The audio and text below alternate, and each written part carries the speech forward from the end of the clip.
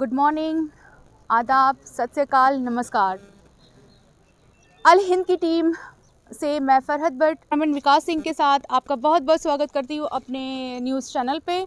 और आपने जैसे कि मेरी पहली शायद वीडियो देखी होगी, कुछ महीने पहले की बात थी, जो होमगार्ड के जो मेंबर्स थे, सारे होमगार्ड जो वो एक प्रोटेस्ट कर रहे थे। उस प्रोटेस्ट का अभी तक कोई हल नहीं निकल के आया है और दोबारा से उन लोगों ने ये एक पीसफुल प्रोटेस्ट करने की लिए यहाँ पर जमा है। और हम आज जो खड़े हैं ये हम मुबारक मंडी पार्क में हम खड़े हैं और ये प्रोटेस्ट जो होने वाला है ये गवर्नर हाउस के पास जो प्रोटेस्ट होने वाला है। और आप देख सकते हैं मेरे पीछे कि कितने लोग यहाँ पर जो है अपनी मांगों को रखे हैं सामने। मैं ये पूछना चाहती हूँ हमारे माननीय गवर्नर साहब से, मनोज सर से ये पूछना चाहती हूँ कि आपको प्रोटेस्ट जो है वो शायद आप टीवी पे देखते होंगे या सोशल मीडिया पे आप प्रोटेस्ट देखते होंगे, तो क्यों नहीं आप एक बार निकल के जनता के सामने उनके बीच आके उनकी तकलीफ़ों को खुद नहीं पूछते? क्योंकि पर्सनली मैंने भी बहुत बार जो है एलजी साहब से मिलने की ख्वाहिश जाहिर की है, मैंने कई बार जो है उनको मेल्स की है, लेकिन जो उनके असिस्टेंट्स हैं या उनके पीए हैं उन तक जो है हमारी बात नहीं पहुंचाते हैं। तो मेरी एक गुजारिश है हमारे गवर्नर सर से कि प्लीज़ वो जनता के बीच आए, जनता की परेशानियों को जाने। ये मेरा बहुत बहुत एक तहे दिल से एक मैसेज है वो एलजी सर के लिए है। और अब हम यहाँ बात करने जा रहे हैं जो यहाँ प्रोटेस्ट कर रहे हैं, इनके मिसेस कमला जी शर्मा जो है उनसे हम बात करने जाएंगे। सर, मैम बहुत बहुत स्वागत है आपका हमारे चैनल पे। आज मैम ये जो पहले प्रोटेस्ट हुआ था तो इसमें आपका कोई हल निकल कर नहीं आया सामने? मैम, सबसे पहले मैं आपका और आपके मीडिया का तहे दिल से धन्यवाद करती हूँ कि जो एक सरकार तक हमारी आवाज़ उठाते हैं। तो मैम, आज हम इसलिए बैठे हैं कि बजट सेक्शन भी चल रहा है, तो हम पीसफुल हैं, अभी पीसफुल प्रोटेस्ट कर रहे हैं। हम गवर्नर साहब को एक मेमोरेंडम भी देंगे। जो हमारे इधर की जितनी भी नेता हैं, चाहे कोई भी है, उन्होंने कभी होमगार्ड के बारे में आज तक मैम बोला ही नहीं है। देखो, एसपीओ के लिए आवाज़ हर एडमिनिस्ट्रेशन का ऑफिसर होगा वो भी उठाएगा, तो जो लीडर होंगे वो भी उठाएंगे, लेकिन होमगार्ड के जवान इतने गरीब है। जम्मू कश्मीर के अंदर मैम चाहती हूँ हिंदुस्तान आज़ाद हुआ तो जम्मू कश्मीर के होमगार्ड है वो आज भी गुलाम है। तो हमारा गुलाम ही हम काला दिन मनाएंगे 26 जनवरी पे। हमारे लिए कोई 26 जनवरी नहीं है।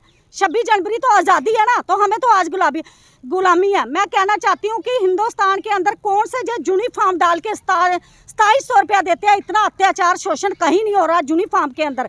यूनिफॉर्म हम पहनते हैं किस लिए? देश की रक्षा करने के लिए।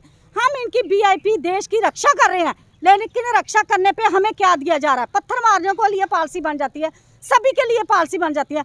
एक सुप्रीम कोर्ट का आर्डर मैम 3 मार्च 2015 में हुआ था, पूरे हिंदुस्तान के लिए एक ही आर्डर था, लेकिन जम्मू कश्मीर की ऐसी स्टेट थी पहली जहां पे आज तक जो इम्प्लीमेंट नहीं हुआ।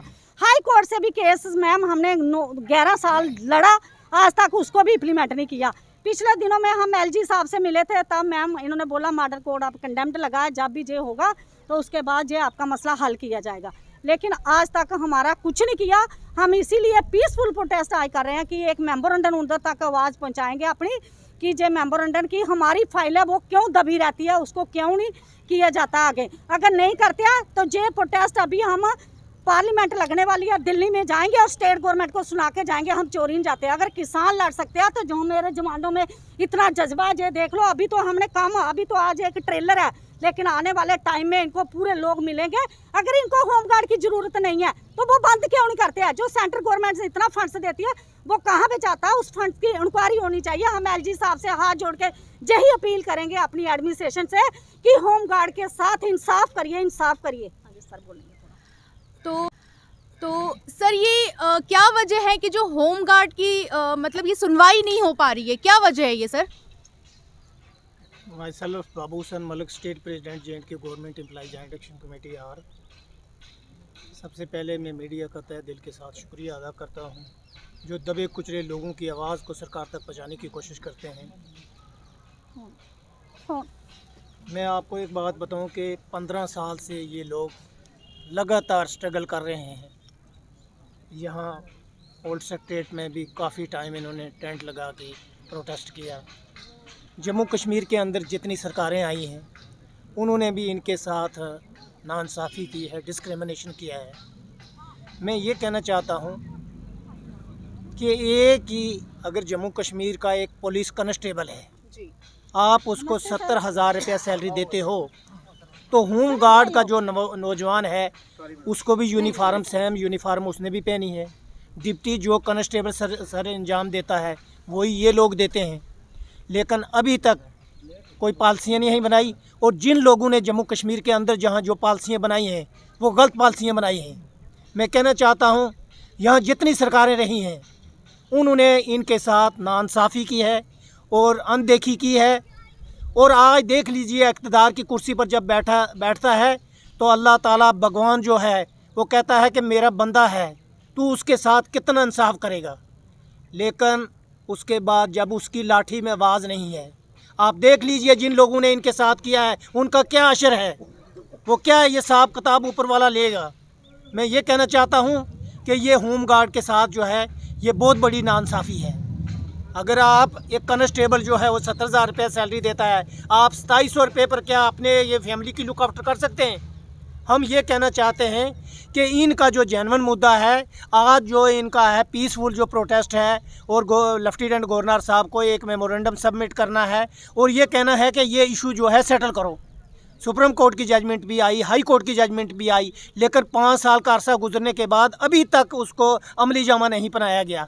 हम ये कहना चाहते हैं, अगर इंसाफ, सुप्रीम कोर्ट ने भी इनका कहा कि ये जेन्युइन और जस्टिफाइड जो डायरेक्शन दी है, लेकिन अभी तक यहाँ जम्मू कश्मीर के अंदर जितनी सरकारें थी उन्होंने भी इम्प्लीमेंट नहीं किया। और आज हमें मेद थी जम्मू कश्मीर एक स्टेट था, उसके बाद यूटी में तब्दील किया गया, लेकिन अभी तक इनके मसले जो हैं वो यूं के तू पड़े हुए हैं। हम लेफ्टिनेंट गवर्नर साहब से और चीफ सेक्रेटरी साहब से हम रिक्वेस्ट करते हैं कि इमीडिएटली ये जो दबे कुचले जो लोग हैं तो इनका साथ नाइंसाफ़ किया जाए और इनकी जो है रेगुलाइजेशन पॉलिसी बनाई जाए। अगर नहीं बनाती तो आगे वाले दौर में भी बहुत बड़ा आंदोलन हो सकता है, जिसकी रिस्पॉन्सिबिलिटी यहाँ की यूटी की सरकार की होगी, ना कि मुलाजिम की। Ma'am, all over Jammu Kashmir में कितने मतलब होम गार्ड्स हैं? मैम 3500 भी, पहले 4300 थे, लेकिन अब लद्दाख को लग करने से 300 कम हो गए लद्दाख ज़िले में। लेकिन जम्मू में जो इस वक्त स्ट्रेंथ है मैम 3505 लोग हैं। तो कश्मीर का रास्ता बंद था, जिस वजह से आज कश्मीर वाले लोग नहीं पहुंच सके। ट्रैफिक में जाम है, अभी भी हमारे लोग कुछ जो डोडा भद्रवाह किश्तवाड़ से, तो ये एक स्टेट डिस्ट्रिक्ट नहीं हक मांग रही, ये सभी डिस्ट्रिक्टें हक मांग रही है। तो हम कहना चाहते हैं, अगर आपने ड्यूटी बनाया तो ना हमें आपने ड्यूटी का दिया। अगर आपने 370 तोड़ सकते हो तो होम गार्ड का एक्ट क्यों नहीं बदल सकते हो, जो 47 अंग्रेजों के टाइम का मैम, जब कोई फोर्स नहीं थी तो तब होम गार्ड थी।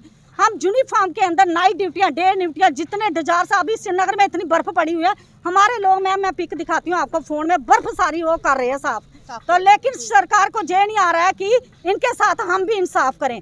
तो मैम यही हम कहना चाहते हैं। तो हमारे कुछ लोग और भी है, सांबा से आए हैं, इनसे भी बाइट संदीप दें थोड़ी बाइट बोल।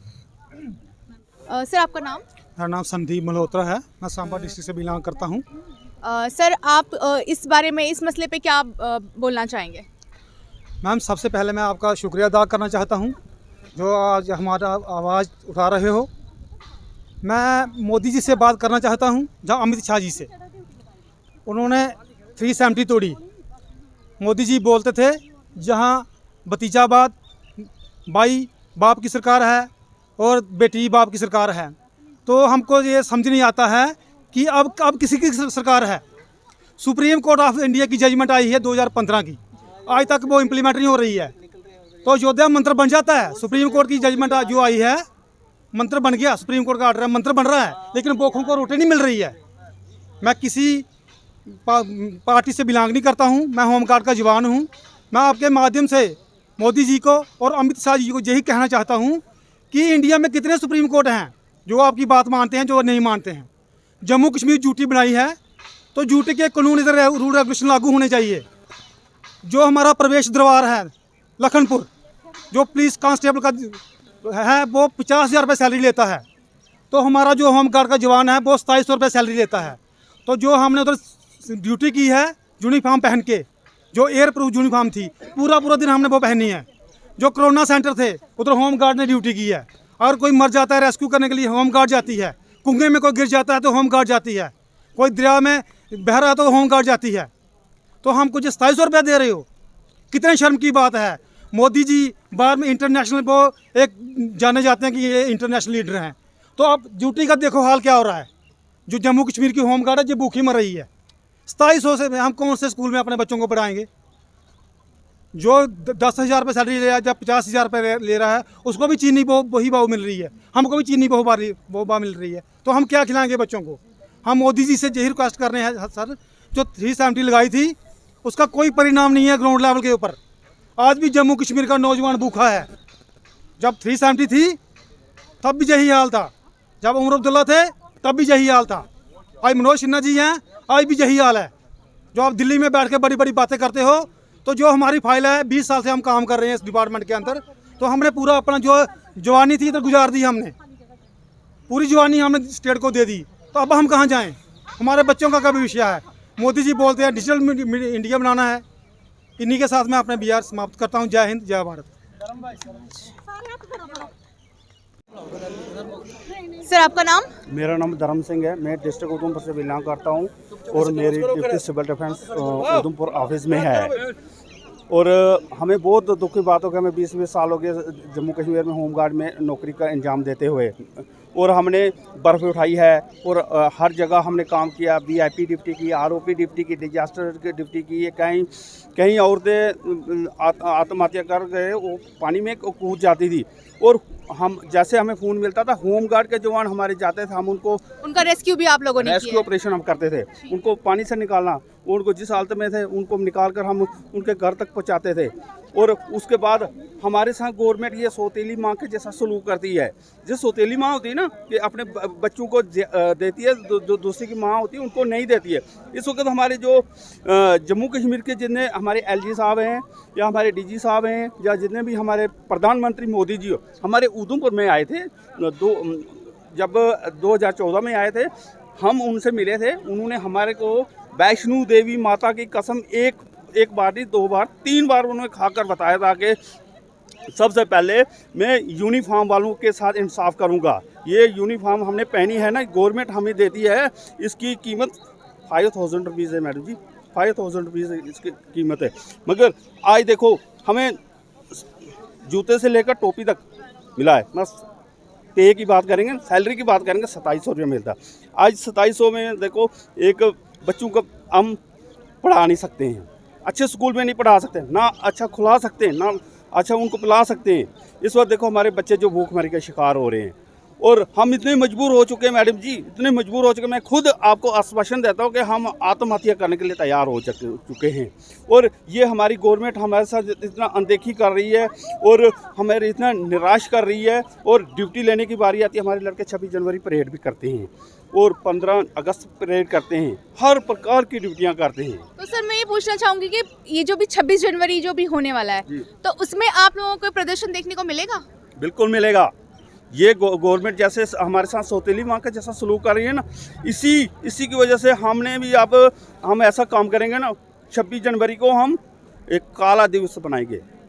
जो हमारे लिए कोई 26 जनवरी नहीं है, हमारे लिए कोई ये जम्मू कश्मीर जो है ना, ये आज़ाद नहीं है। हम आज़ाद नहीं, मैं गुलाम है। हम तभी ये जब से आज़ाद हुआ ना हिंदुस्तान, तब से हम गुलाम हैं, आज भी गुलाम हैं। हमें बड़े बड़े जीने नहीं दे रहे और हमारा राइट नहीं मिल रहा, हमें हक नहीं देती है गवर्नमेंट। इससे हम हाथ जोड़कर अपने LG साहब से, जो लेफ्टिनेंट गवर्नर साहब, उनको हाथ जोड़ के हम रिक्वेस्ट करते हैं कि होमगार्ड के जवानों के साथ इंसाफ कीजिए। हमारे बच्चे जो भूखमरी के शिकार हो रहे हैं, हमारे जवानों ने आत्महत्या भी की है, कहीं सुसाइड कर दिया है, और इससे ज़्यादा हम कुछ नहीं बोलेंगे। यही उनसे रिक्वेस्ट करते हैं। सर आपका नाम? मेरा नाम कुलवंत सिंह है, मैं UT-JNK का वाइस प्रेसिडेंट हूँ। सबसे पहले मैं आपका थैंक्स करता हूँ कि जो आपकी हमारी जो आवाज़ लेने यहाँ पर आप आए हो। तो धारा 370 और 35A के हटने से जो ऑटोमेटिकली काम होना था, जिसकी हमें उम्मीद थी, लेकिन वो सपनों में ही हमें दिखाई दे रहा है।